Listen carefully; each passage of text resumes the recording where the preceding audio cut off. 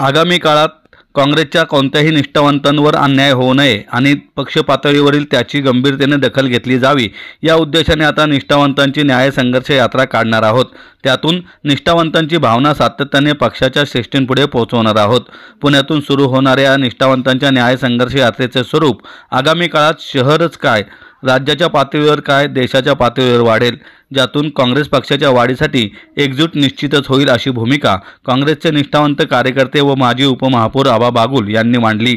शिवाय जातीवादी शक्तींना रोखण्यासाठी काँग्रेसला निष्ठावंतांची गरज आहे, ती एकजूट या निष्ठावंतांची न्याय संघर्ष यात्रेतून होणार असल्याचं ते म्हणालेत। पुणे लोकसभा निवडणुकीत पक्षाच्या निष्ठावंतांना विचारात न घेता सातत्याने डावलण्याचे होणारे राजकारण कुठेतरी थांबले पाहिजेत। काँग्रेस पक्ष वाढला पाहिजे आणि पक्षातील प्रत्येक निष्ठावंतांना संधी मिळालीच पाहिजे, यासाठी माजी उपमहापौर आबा बागुल यांनी काँग्रेसच्या निष्ठावंत कार्यकर्त्यांसमवेत काँग्रेस भवन येथे राष्ट्रपिता महात्मा गांधींच्या पुतळ्याजवळ नतमस्तक होऊन हजारो मेणबत्त्या प्रज्वलित करून मूक आंदोलन केले। त्यानंतर निष्ठावंतांच्या न्याय संघर्ष यात्रेचा शुभारंभ पुण्यातून झाला असून त्याची जबाबदारी मी स्वीकारली आहे असेही त्यांनी जाहीर केलं। आबा बागुल यांनी म्हटलं आहे की शहर काय, राज्य पातळीवर काँग्रेसच्या निष्ठावंतांना सातत्याने डावलले जाते, त्यांची जबाबदारी कोणीतरी घेतली पाहिजे। आयाराम गायारामसाठी होणाऱ्या राजकारणात निष्ठावंतच भरडला जातो।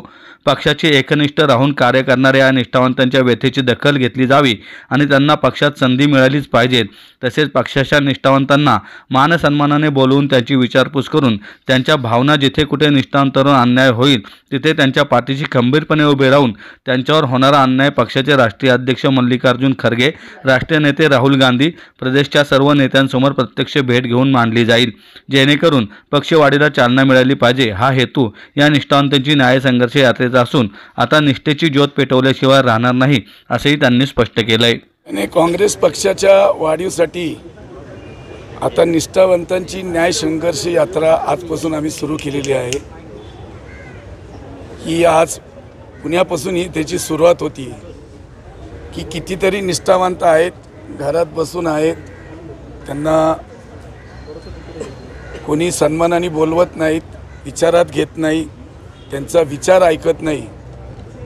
म्हणून आजपासून शहीद दिनाच्या दिवशी आज आपण शहीदांना आदरांजली वाहून आपण निष्ठावंतांच्या आणि काँग्रेस पक्षाच्या वाढीसाठी निष्ठावंतांची न्याय यात्रा ही आता पुण्यापासून सगळ्या जिल्ह्यात ते महाराष्ट्रात आणि देशात आम्ही काढणार। आम्ही कोणावरही प्रश्नचिन्ह उपस्थित केलेलं नाही।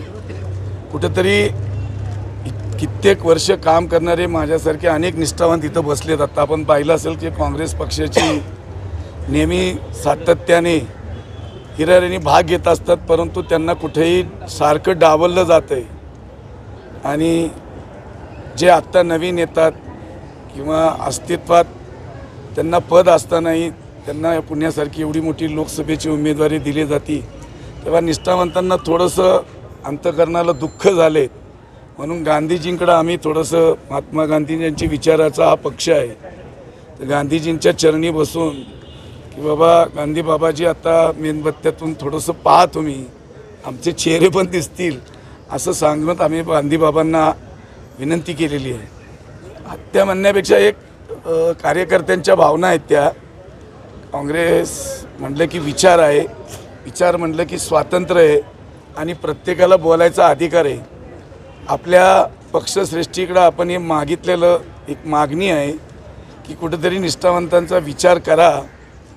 आतीन आपल्या जवळचे नितदृष्ट लोक जरा बाजूला सारा तर पक्ष वाढेल, नाहीतर मी म्हणजे पक्ष आणि मीच उमेदवार देऊ शकतो आणि माझ्याशिवाय पुण्यात 45 वर्ष काँग्रेस चालणार नाही असं कुठल्या माध्यमातून आपल्या दाखवलं की आम्हाला तेच सांगायचं की कार्यकर्ता आहे म्हणून नेते आहेत आणि नेत्यांनी कार्यकर्त्यांवर प्रेम दाखवलं पाहिजे, त्यांच्या निष्ठेला पण आदर केला पाहिजे।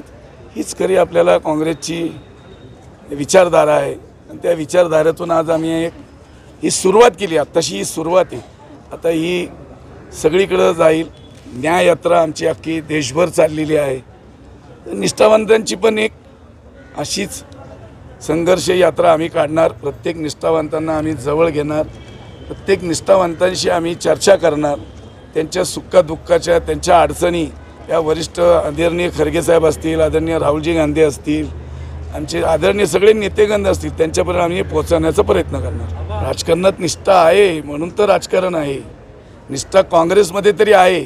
फक्त आत्ता सांगितलं ना की काही लोक असतात जे शुक्राचार्य असतात, त्यांना थोडंसं बाजूला करा.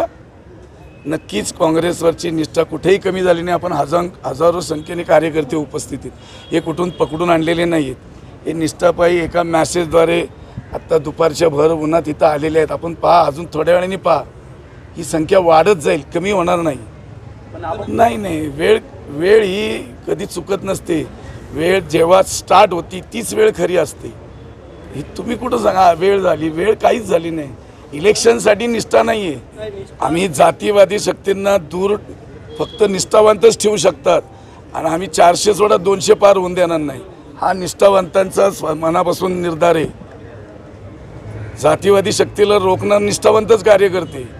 इकडं जाणारे रोखणार नाही. हे खरं निष्ठावंत आहे. 40 वर्ष, 50 वर्ष, 70 वर्ष काम करणारे अनेक लोक या काँग्रेस पक्षात आजही उद्याही असणार आहेत. आपण नीट पहा सगळ्यांच्याकडं की एक निष्ठावंतच आहेत आणि नेहमी निष्ठावंतांनीच काँग्रेसची उंच भरारी घेण्यासाठी मदत केलेली आहे.